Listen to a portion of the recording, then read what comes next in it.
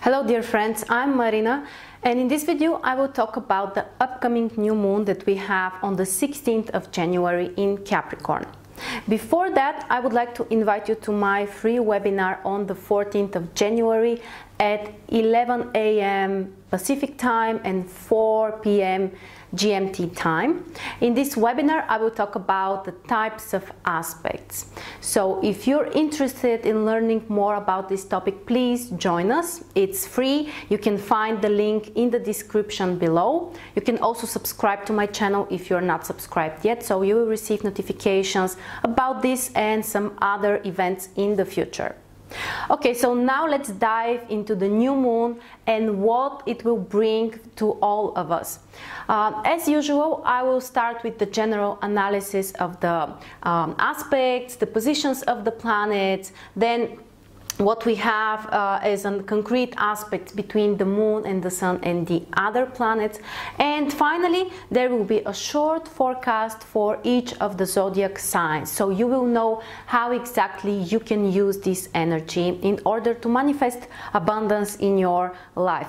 Of course, if you want to have a personal analysis and forecast about this new moon, you can also order a personal report. I will put the link for that service in the description as well. Okay, so let's start with the day and the time. As I said, the 16th of January, and the exact position of the new moon is in 27th degree of Capricorn. So the most important is to find where in your horoscope you have this degree. This life area will be influenced by the new moon. Of course, you also need to analyze planetary aspects, some other indications, but for now I will talk about generally what this new moon can bring to all of us, because it's very interesting and very specific. First of all, as usual, the new moon represents a conjunction between the sun and the moon. They are together at the same place. And you know that the new moons are events which happen once in approximately a month, and they put the beginning of the new lunar cycle. The most important is that this is a very concentrated energy and we can start something new. This is like a birth of the moon. It was invisible a little bit before it made the conjunction with the sun. A little bit after it will be invisible as well. And when the moon starts to move in this direction, according to the zodiac sign, it's a growing moon. And until the next full moon, this period actually symbolizes a period of growth, when you can achieve something, you can develop, you can grow in certain life area. The life area is mostly related to where the new moon is falling in your horoscope. So let's see, in this situation, as I said, the new moon is in Capricorn, but the interesting part is that we have also 4 other planets in Capricorn. We have Venus and Pluto, which are in conjunction with the sun and the moon, and we also have Mercury and Saturn, which are in Capricorn but not in an exact conjunction with the new moon. So you can see 6 planets out of 10 are in Capricorn. And this is huge. This is something very rare, and it puts a very strong focus of energy in this sign in Capricorn. And what does Capricorn represent? Of course, this is about career and achievements and our social reputation and stability and responsibilities and order, structure, organization, basically everything which Saturn and Capricorn represents. So it means that if you're willing to start something new related to these areas, then you have a green light. You have support from the influence of the planets.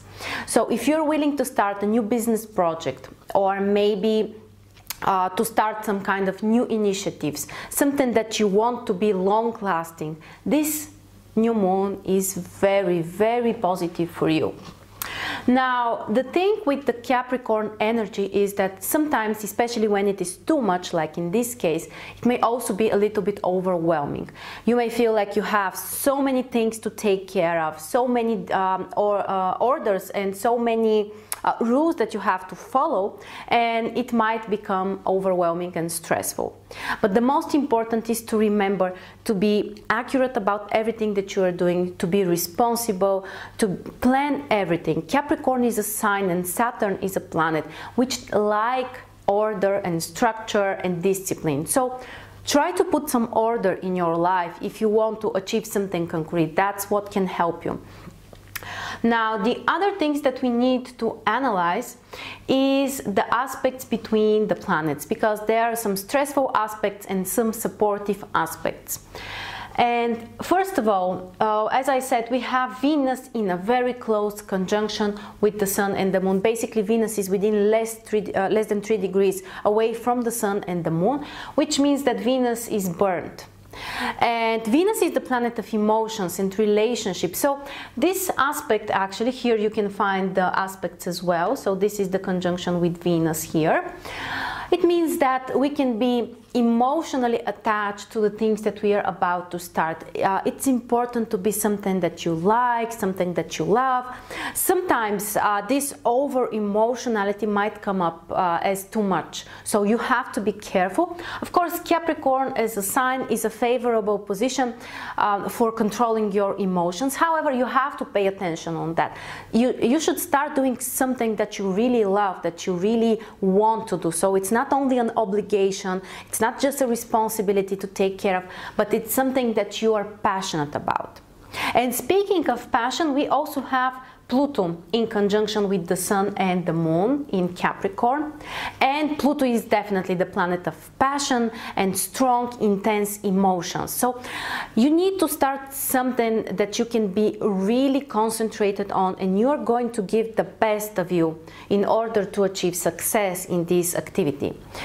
Of course, Pluto has a challenging side, and it could be related to being obsessed about something, wanting something so desperately that you may think only about this and nothing else. So it could be tough sometimes, and it could be related with some critical situations, or at least situations when you need to transform something.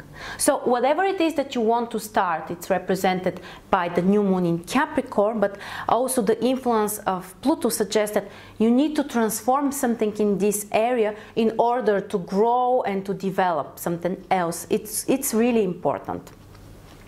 The other things which are important, so we have a square from Uranus. Uranus is in Aries, and it will square the Sun and the Moon in Capricorn. And this is a tough aspect. It's challenging, and it could be related to some unexpected situations. So there is a stress here because Capricorn as a sign and the Earth as an element is related to the desire to have stability in your life, to have order and to be able to plan everything. But Uranus squaring this planet in Capricorn suggests that there will be surprises and you can't predict anything. So you have to be ready to take risks. You have to be ready to accept the changes which might be different from what you're expecting. But that's what can allow you actually to change and transform your life. So if you're ready, if you're open-minded, if you're willing to accept this change, actually something very original might come up out of this, something which you haven't experienced before, and you might be ready actually for these challenges. Okay, and the other aspect, so we have Neptune making a semi-square with the new moon. Neptune is in Pisces. The semi-square is a minor aspect. As I told you, I will have a webinar on the aspect, so please join us if you want to learn more about all of these specific aspects. For now, I just want to say that the semi-square is a minor aspect, but it is challenging. So the influence is not so strong and powerful, but it's challenging. And with Neptune, we always have to be careful for possible illusions and unrealistic expectations. So we need to be in touch with reality. 6 planets in Capricorn, it definitely means that you have to be grounded. You have to be practical about the things that you want to start. And you have to set free from possible illusions and something which is just not realistic. So just be aware of that. Of course, Neptune, from the positive side, can give you more creativity creativity, can give you some inspiration. Your intuition can be in great help. So yeah, just pay attention and stay down to earth. Okay, and the last aspect that we have is a positive aspect from Mars. You can see here is Mars in Scorpio, and it will make sextile with the new moon in Capricorn. First of all, Mars in Scorpio is in a very strong position. This is the old ruler of this sign, which is very beneficial for all of us. And Mars helping the new moon, supporting the new moon, suggests that it's time for action. It's time to take a new step. It's time to start doing something. Be initiative, be brave, and be patient. This new moon is really about patience, because we have 6 planets in Capricorn. This is definitely the sign of patience. Also, Mars in Scorpio. The typical thing about Mars in Scorpio is that it might be more patient and persistent than Mars in the other signs, except for Capricorn. It's also patient there. But for example, Mars in Aries can be very impatient, always in a rush, starting something, then leaving it. The difference is that Scorpio is a fixed sign. So Mars in this position can help you to stick to what you have started and to continue in this direction and to be really consistent about your plans. So yeah, definitely time for action. And as I said, the challenge comes from Uranus, because Uranus is the planet which can destroy something, which is, you know, willing and desperate for the new things, for the exciting things. But the most important is that Uranus destroys things that should stay in the past, or they no longer have space in your life and your future. So even if there's some kind of stressful situations, even if you have to give up on something, or something doesn't work very well for you, keep in mind that Uranus is taking away only the unnecessary stuff, and it's always something good. Okay, so that's the most important about this new moon. Now I would like to say a few words about each of the zodiac signs. So I would recommend you to listen to your sun and ascendant sign. The ascendant sign might be even more important, and of course the exact position in your personal horoscope is the most important, which unfortunately I cannot tell for everyone without looking at your horoscope. But now I will say a few words which are the starting point, and you may have a general idea in which life area you can start something new, which can be stable, which can be practical, and which can be long-lasting. Before that, I just want to mention that also Saturn is in Capricorn, and Saturn is the ruler of Capricorn, which means the ruler of the new moon. So the strong position of the ruler is also very beneficial, and it accentuates even more all of this Capricorn stuff here, and everything related to career and achievements and reputation, and basically everything that we talked about. Okay, so now we are going to start with the zodiac signs. Of course, we start with Aries. And for Aries, the new moon is in 10th house. So basically a great time for career opportunities, new business projects, promotions, starting your own personal initiatives, something which is visible for others, something which will help you to improve your reputation. Then for Taurus, the new moon falls in 9th house. So the accent is, the focus is on your long-term plans and goals, on education and on traveling. In these life areas, you can start something new, you can change your attitude, or you might be really focused on this life area. Then for Gemini, the new moon falls in 8th house. So it might be a more challenging time for you guys, because at the same time Uranus squaring the planets in your 8th house can bring really some critical situations, unexpected changes. However, if you're willing to start something related to finances or some kind of investments or anything related to credits, then this is a favorable time for you. Then for Cancer, the new moon falls in 7th house, and this is a great time for your personal life. Partnerships, relationships, even marriage can be great during the next month. And Venus is the ruler of 7th house, so Venus is also in your 7th house in conjunction with the new moon. So we can definitely say that it's a wonderful time for your personal life and having a relationship. Then Leo, for Leo, the new moon falls in 6th house, which means that it is a great time for your work, for connecting with co-workers, starting new projects, or doing something related to your health. Maybe you need to start a new therapy or find a new therapist, or maybe a diet and physical regime. All these activities can be beneficial, and it is a great time to concentrate on that. Then for Virgo, the new moon is in 5th house, a very supportive position for your personal life and entertainment and your love life. If you're willing to start a new romantic relationship, or you want to start a new creative project, anything related to art, or to have a child, then the new moon in 5th house is really, really supportive. Then Libra, they have the new moon in 4th house, which is great for your home and the place where you're living, including family members. If you would like to move to another place, or if you would like to settle down somewhere, or just to have something new, some kind of change in your home, then this is a wonderful position. Also, it could be great for investing in property. Okay, then we have Scorpio. For Scorpio, the new moon is in 3rd house, so great time for new education, improving your skills, learning new information, or some kind of education, and of course for traveling.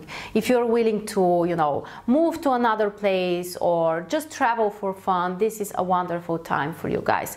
And 3rd house is about contacts and communication and social media. Nowadays, many people are working in the area of 3rd house. So if that's your case, this new moon may also allow you to start some new projects in this area.